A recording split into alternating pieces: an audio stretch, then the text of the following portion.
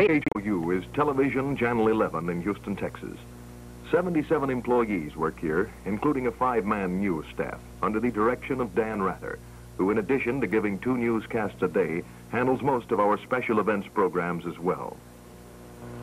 During the past year, KHOU TV has presented frequent prime-time specials dealing with a variety of subjects, most of them examining community problems.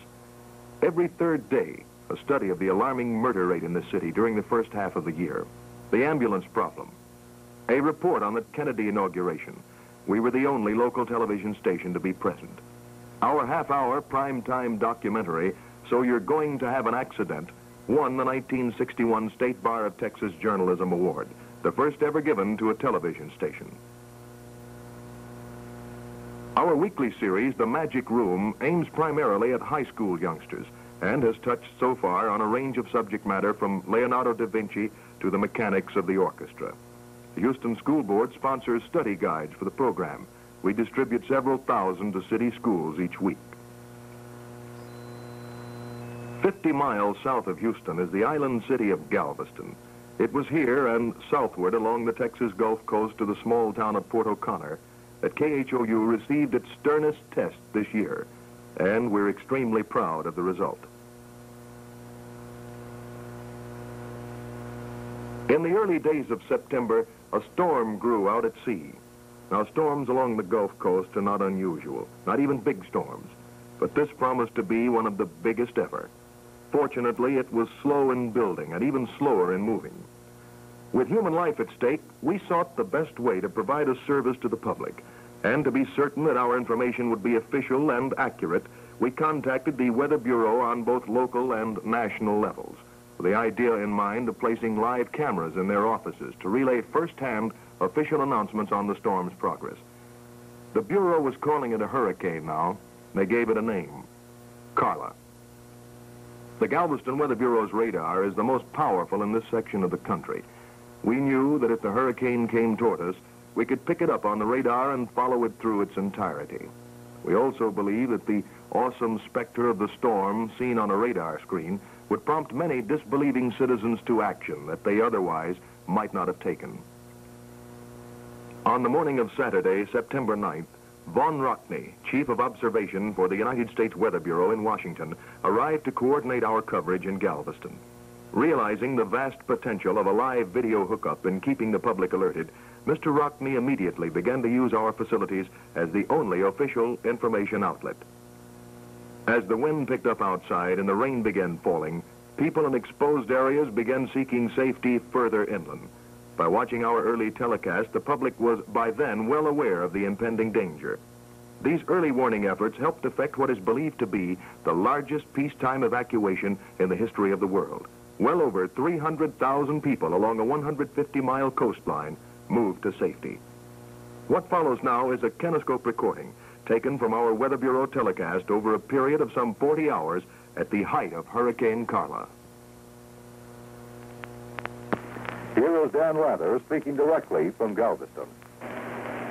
If evacuation of all islands and low coastal areas along the Louisiana and the upper and central Texas coast has not been completed, evacuation should be hastened before it is too late. Every precautionary measure should be taken now to protect life and property against dangerous winds and tides. As of the moment, Hurricane Carla is centered near latitude 26.0 north and 92.9 west. That's 255 miles southeast of Galveston, Texas, and keep in mind that that's where the center of the hurricane is located. This is a hurricane that's very wide across, running roughly some 400 miles completely across it. But the center is now located 255 statute miles southeast of Galveston. Highest winds are still estimated at 135 miles per hour near the center of the hurricane. And hurricane force winds, that's winds of 73 miles per hour or better, extend outward 100 miles to the north and 50 miles to the south of the hurricane's center. Glenn, I wonder if you could explain to us about this business of the eye of the hurricane. Many people know this, but there's still many people who do not know, understand about this eye of the hurricane. And since we are in the path where the eye of the hurricane is expected to pass over, I understand that right in the middle of the hurricane, this is a diagram roughly of the eye of the hurricane. the counterclockwise movement. This is the general direction. Let's say we're in Galveston here, and if it's moving in this direction. Now, when the eye passes over, this area in here, according to the latest advisory, is about 40 or 50 miles across, isn't it? That's correct. Now, the winds in here are theoretically quieter. In fact, at point zero, it's practically calm, is it not? Yes, you may not have an absolute calm, but you can get very light winds, in some cases near calm. So, go ahead. Excuse me. This is one point we want to stress.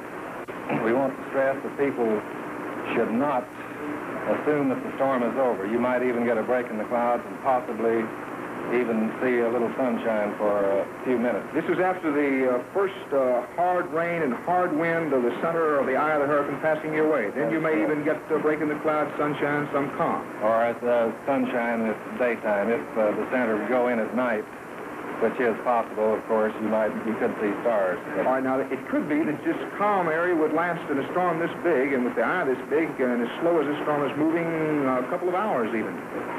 It's possible, but the main point to emphasize that even though conditions temporarily improve and winds subside in the center, you still have the second half of the storm to pass over you. And the winds will then be coming from the other direction. Winds will become strong again, dangerously strong from the opposite direction. Thank you very much, and of course we'll be calling on you and the others more and more as the day goes along and this thing moves closer. Mr. Rockney, can we move into the radar room now?